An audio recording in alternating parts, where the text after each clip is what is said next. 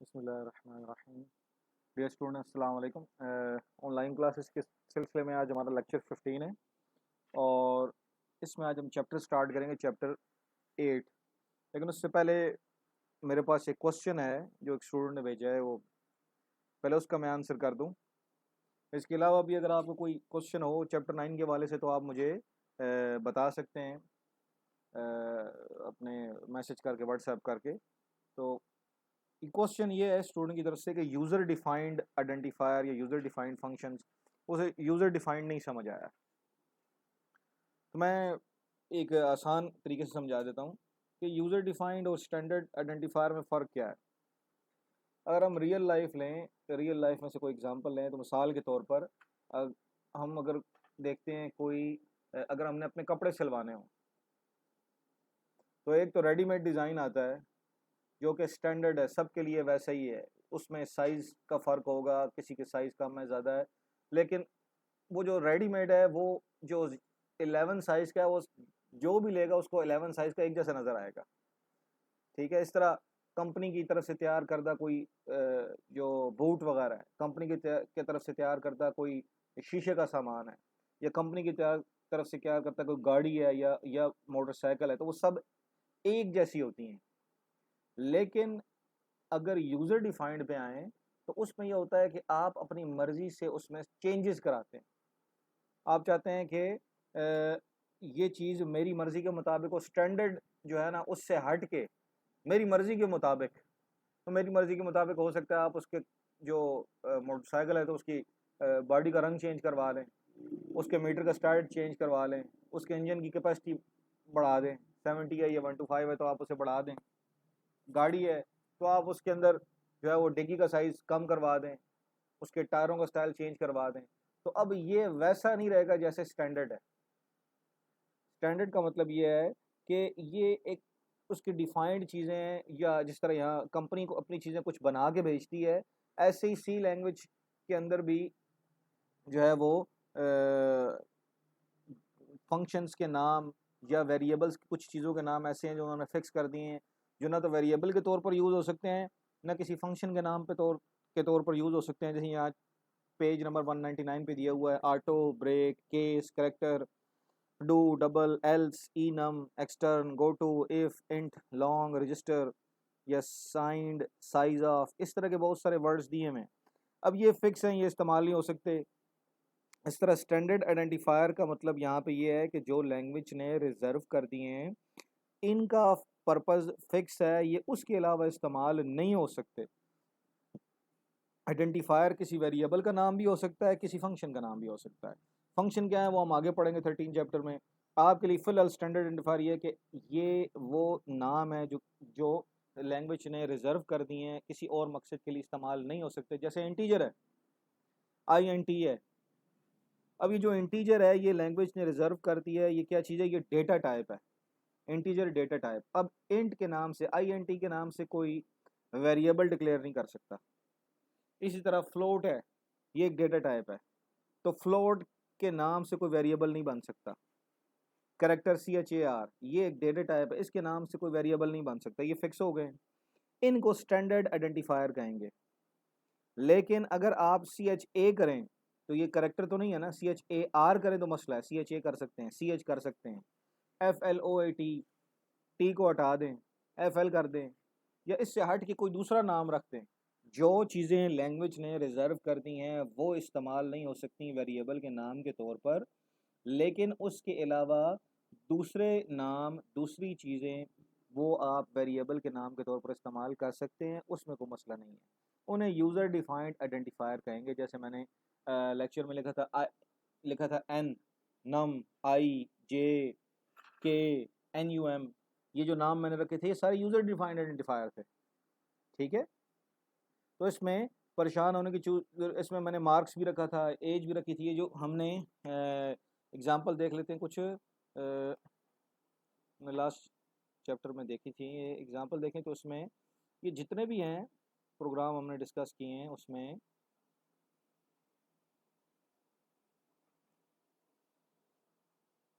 इस प्रोग्राम को देखें तो उसमें 4 ये रिजर्व्ड है, इसे हम कहेंगे ये क्या है, ये स्टैंडर्ड आइडेंटिफायर है।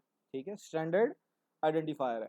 लेकिन यहाँ पे var1 क्या है, ये यूजर डिफाइंड आइडेंटिफायर है। इसी तरह प्रिंट एफ स्टैंडर्ड आइडेंटिफायर है, लैंग्वेज ने रिजर्व कर दी है, इसका पर्पस फिक्स है, इसके अलावा ये किसी और मकसद के लिए इस्तेमाल नहीं हो सकता।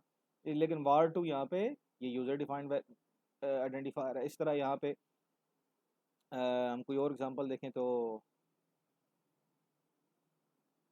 इसमें अब इंट ये स्टैंडर्ड आइडेंटिफायर है, लैंग्वेज ने इसके लिए इसको रिजर्व कर दिया कि ये इंटीजर डेटा टाइप के लिए यूज़ होता है।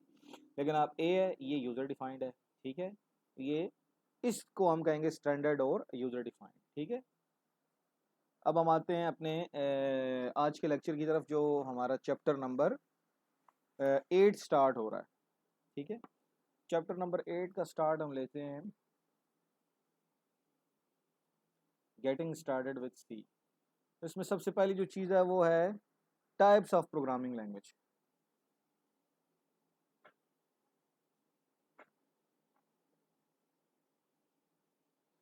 अब टाइप्स ऑफ प्रोग्रामिंग लैंग्वेजेस बड़ा आसान सा और बड़ा पुराना क्वेश्चन है, ये फर्स्ट ईयर में भी कई दफ़ा रिपीट हो चुका है कि लो लेवल, मशीन लेवल और high assembly level. Low level languages, दो किस्म की लैंग्वेजेस हैं, कि एक लो लेवल और दूसरी है हाई लेवल। अब हाई लेवल लैंग्वेज जो अभी हमने आपको प्रोग्राम यहाँ पे दिखाया है वो हाई लेवल लैंग्वेज का था, ठीक है, जैसे हमने यहाँ पे लिखा। अब इसमें जो वर्ड इस्तेमाल हुए हैं वो आप खुद देख लें कि इसमें इंट तो रियल लाइफ में नज़र आता है, इंट इंटीजर के लिए इस्तेमाल हो रहा है, प्रिंट एफ प्रिंट करने के लिए इस्तेमाल हो रहा है। ये इंग्लिश से मिलते जुलते वर्ड हैं, ये इंग्लिश से मिलते जुलते वर्ड हैं। तो ये क्या है, ये इस तरह की लैंग्वेज जिसमें ऐसे वर्ड इस्तेमाल हो जो इंग्लिश से मिलते जुलते हैं। 100% इंग्लिश ना भी हो, लेकिन गेट सी एच का मतलब है गेट करेक्टर, तो उससे देख के समझ आ रहा है कि ये इस तरह की कोई चीज़ होगी। तो ऐसी लैंग्वेज जिसमें इंग्लिश से मिलते जुलते वर्ड इस्तेमाल हो उसे हम कहेंगे ये हाई लेवल लैंग्वेज है। इसके अलावा और भी लैंग्वेजेस हैं, ये तो अभी हमने सी की है, C plus plus, C sharp और पी एच पी या A S P dot net, इस तरह और बहुत सारी लैंग्वेजेस हैं। उन सब के अंदर ज़्यादातर इंग्लिश से मिलते जुलते अल्फाज इस्तेमाल होते हैं, तो वो क्या कहलाएंगी, वो कहलाएंगी हाई लेवल लैंग्वेजेस, ठीक है। और वो लैंग्वेजेस जो कि अभी हम एक एग्जांपल लिखते हैं, लो लेवल लैंग्वेज की कोई मिसाल देख लेते हैं। लो लेवल लैंग्वेज एग्जांपल, यहाँ अगर कोई एग्जांपल आ जाए तो यहाँ पे इमेजेस में आके देखते हैं, हमें लो लेवल लैंग्वेजेस की कोई ऐसी एग्जांपल्स पता चल जाएंगी जो कि बड़ी आसान हो जाएंगी। जैसे ये लो लेवल लैंग्वेज है, ठीक है। अब इसमें आप देख सकते हैं 0 1 इस्तेमाल हुआ है। इस तरह इस फिगर को देखें,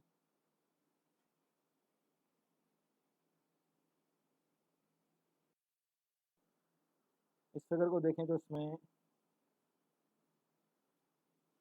ये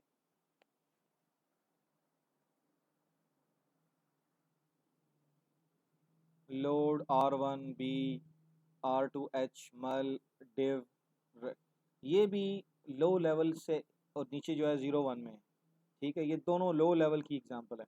अब इसमें आप देख सकते हैं कि ज़्यादा क्लैरिटी हमें किस में है, ज़्यादा क्लैरिटी हमें हाई लेवल लैंग्वेज में, इसमें ज़्यादा सारा कुछ क्लियर है। इसमें हमें क्लियर उतना नहीं है जितना इस ऊपर वाली में। हाई लेवल लैंग्वेज में जितना क्लियर है वो लो लेवल में, यानी असम्बली लैंग्वेज है जिस पर मैंने क्लिक किया वो ये असम्बली लैंग्वेज है।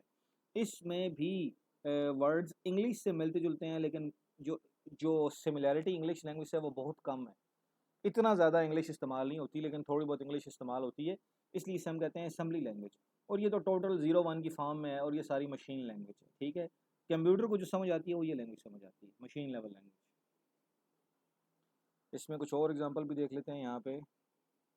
तो देखें, ये एक असम्बली लैंग्वेज की एग्जांपल है, और ये बड़ी अच्छी एक एग्जांपल है जो आपको क्लियर कर देगी कि अब इसमें देखें तो रियल में क्या होता है। आपने जो कोड लिखा है वो यहाँ लिखा है, आपने जो कोड लिखा है वो यहाँ पे लिखा है, ये कंप्यूटर के ऊपर हाई लेवल लैंग्वेज में, ठीक है, ये जिसके ऊपर मैं क्लिक कर रहा हूँ, ये हाई लेवल लैंग्वेज में कोड लिखा है। अब ये कोड कन्वर्ट होगा, कन्वर्ट किस में होगा, इस फॉर्म में 0 1। इसका जो समझ ले कि कन्वर्जन है, जो ट्रांसलेशन है वो ये है। जब ये इस फॉर्म में 0 1 की फॉर्म में कन्वर्ट हो जाएगा तो कंप्यूटर को समझ आ जाएगा कि इसका मतलब क्या है, आप कंप्यूटर से क्या काम लेना चाहते हैं। और जब वो कंप्यूटर को समझ आ जाएगा फिर वो आपका मतलूबा काम जो आप कंप्यूटर से काम लेना चाहते हैं वो कर देगा, और आपको रिजल्ट वापस इसी शक्ल में नज़र आएंगे जो आपको समझ आते हैं, यानी अंग्रेजी में। ठीक है, ये एक और एग्जांपल हमने यहाँ पे देख लिया। बहुत छोटा लिखा हुआ है, इसमें हम कुछ और देख लेते हैं, ऐसी एग्जांपल्स जो ज़रा क्लियर हों। और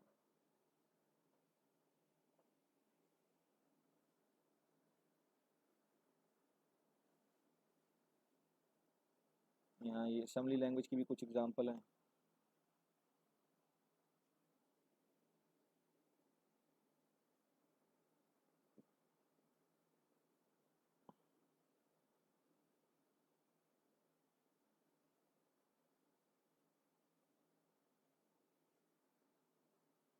इसमें आते हैं तो हम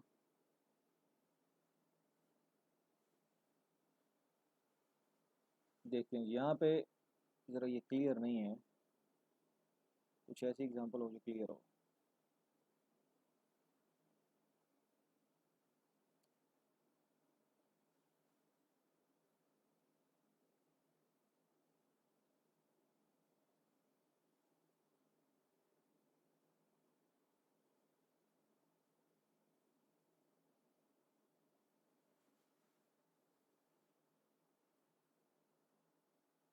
अब ये जो एग्जांपल है 01 की जो फॉर्म बनी हुई है, इसका मतलब क्या है, जो कंप्यूटर को समझ आएगा हमें तो नहीं समझ आएगा, ये मशीन लैंग्वेज है।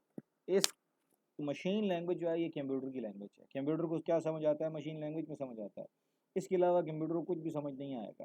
ठीक है, कंप्यूटर को इस लैंग्वेज के अलावा कुछ भी समझ नहीं आएगा। जो कुछ भी आप स्क्रीन पे टाइप करते हैं, लिखते हैं, इस 10 की फॉर्म में कन्वर्ट होता है। कंप्यूटर को फिर समझ आता है कि आप कंप्यूटर से क्या काम लेना चाह रहे हैं। तो ये जो 10 की फॉर्म है ये क्या है, ये मशीन लैंग्वेज है। ये क्या कहलाती है, ये मशीन लैंग्वेज है। ये लो लेवल लैंग्वेज है लेकिन ये मशीन लैंग्वेज है। लो लेवल की एक और एग्जांपल जो है वो ये असम्बली लैंग्वेज, इसकी पहले भी हम एक एग्जांपल कर चुके हैं, और एक अगर कोई और बेहतर ये एग्जांपल भी देखें तो ये भी एक ये असम्बली लैंग्वेज की है, जिसमें आप लिखें कि आपको नज़र आ रहा है कुछ इंग्लिश के वर्ड्स हैं, कुछ मैथ इस्तेमाल हुई हुई है, यानी नंबर इस्तेमाल हुए हैं। C00038613, initiate, int, INITA, LDA, load store. अब देखें ये जंप, JMP, ये समझ तो आ रहा है हमें, लेकिन इतना क्लियर नहीं है कि हमें 100% क्लियर समझ आए, क्योंकि इंग्लिश लैंग्वेज जो है वो ज़्यादा बेहतर समझ आती है, जो हमने इससे पहले यहाँ पे देखी थी कि वो हमें ज़्यादा बेहतर समझ आती है। बजाय यहाँ पे मैं कोड दिखाऊं तो ये आपको बहुत अच्छी तरह समझ आ रहा होगा इसमें क्या कुछ लिखा हुआ है, किसका क्या मतलब है। जिसने प्रोग्रामिंग पहले नहीं भी की उसको भी कुछ ना कुछ समझ आ जाएगा, लेकिन जिसने प्रोग्रामिंग पहले कभी नहीं की या पहले की भी है उसके लिए ये समझना असम्बली लैंग्वेज थोड़ा सा मुश्किल होगा। ठीक है, तो ये है, ये इसे कहते हैं असम्बली लैंग्वेज। इसके अंदर किसी हद तक थोड़ी बहुत इंग्लिश इस्तेमाल होती है लेकिन ज़्यादा इस्तेमाल नहीं होती। ठीक है, अब असम्बली लैंग्वेज किस लिए यूज़ होती है हम देख लेते हैं। अब इसके हम यूज़ पे आ जाते हैं कि जो असम्बली लैंग्वेज है, लो यहाँ पे तो हमने डिस्कस कर दिया कि लो लेवल लैंग्वेजेस और हाई लेवल लैंग्वेजेस, दो किस्म की लैंग्वेजेस होती हैं। हाई लेवल लैंग्वेजेस में आज के दौर की जितनी भी मॉडर्न लैंग्वेजेस हैं, जिसमें आजकल जो चल रही है आर लैंग्वेज है, पाइथन चल रही है, या C++ है, C# है, या PHP, ये सारी मॉडर्न लैंग्वेजेस हैं। इसमें जो इंस्ट्रक्शन है वो इंग्लिश लैंग्वेज से मिलती जुलती लिखी जाती हैं। तो ये तो मतलब बहुत ज़्यादा प्रोग्रामिंग के लिए, वेबसाइट बनाने के लिए, डेटाबेसेस बनाने के लिए हाई लेवल लैंग्वेज ही इस्तेमाल होती है। कोई वेबसाइट बनानी है, कोई डेटाबेस बनाना है, ठीक है, नादरा का जैसे, या किसी मेडिकल स्टोर का, वो सब हाई लेवल लैंग्वेज बने। मशीन लैंग्वेज जो है ये कोई प्रोग्रामिंग के लिए इस्तेमाल नहीं होती, ये कंप्यूटर की लैंग्वेज है।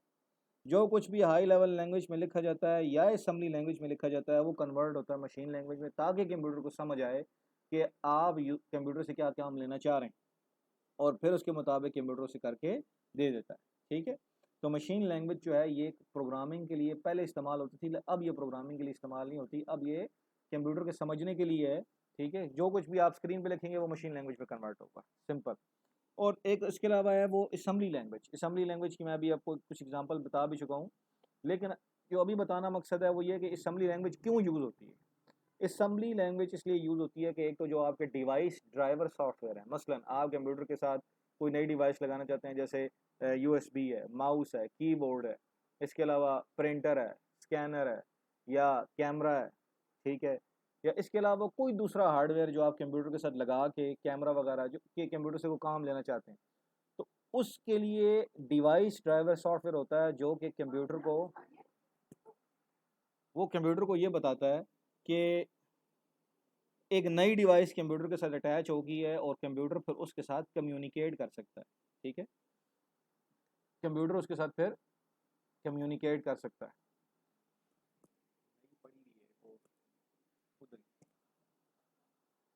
कंप्यूटर जो है फिर उसके साथ कम्युनिकेट कर सकता है उस डिवाइस के साथ इजीली। मिसाल के तौर पर माउस अटैच किया तो फौरी तौर पर डिवाइस ड्राइवर इंस्टॉल होगा और फौरी तौर पर CPU को पता चल जाएगा कि एक नई चीज़ मदरबोर्ड के साथ अटैच होगी है, यानी USB या माउस, और वो फौरी तौर पर फिर उनके दरमियान कम्युनिकेशन स्टार्ट हो जाएगी। डिवाइस ड्राइवर सॉफ्टवेयर जो होते हैं वो असम्बली लैंग्वेज में लिखे जाते हैं। इसी तरह असम्बली लैंग्वेज में जो है प्रोग्राम जो और भी लिखे जाते हैं जो कि रैम, कैशे मेमोरी और रजिस्टर्स के दरमियान कम्युनिकेशन के लिए इस्तेमाल होते हैं। ये हम इससे आगे मज़ीद पढ़ेंगे। इससे पहले भी आपने फर्स्ट ईयर में पढ़ा होगा कि रजिस्टर्स, कैशे और मेमोरी क्या होती हैं। अगर नहीं पढ़ा तो वो फर्स्ट ईयर की बुक उठाएं, उसमें से रजिस्टर्स, रैम और कैशे मेमोरी पढ़ लें ताकि आपको क्लियर हो जाए, क्योंकि ये चीज़ अब मैं यहाँ पे दोबारा रिपीट नहीं कर सकता क्योंकि फर्स्ट ईयर में चीज़ें आप कवर कर चुके हैं। तो जो रैम है, कैशे है और रजिस्टर्स है, उनके दरमियान जो कम्युनिकेशन हो रही होती है, जो डेटा मूव कर रहा होता है, क्योंकि आपको पहले बताया जा चुका है कि जिस डेटा पे प्रोसेसिंग करनी है वो डेटा पहले कैशे मेमोरी में आता है, पहले रैम में मौजूद होना उसका ज़रूरी है, लेकिन जब उस पर प्रोसेसिंग चाहिए होगी तो वो रैम से कैशे मेमोरी में आएगा, फिर वहाँ से रजिस्टर्स में जाएगा, प्रोसेसिंग होने के बाद वापस कैशे में और कैशे से फिर रैम में। तो ये सारी जो कम्युनिकेशन हो रही होती है, इसके लिए जो प्रोग्राम लिखा जाता है ये भी असेंबली लैंग्वेज में लिखा जाता है, ठीक है। इंशाल्लाह नेक्स्ट लेक्चर में मुलाकात होगी, ठीक है। अस्सलाम वालेकुम।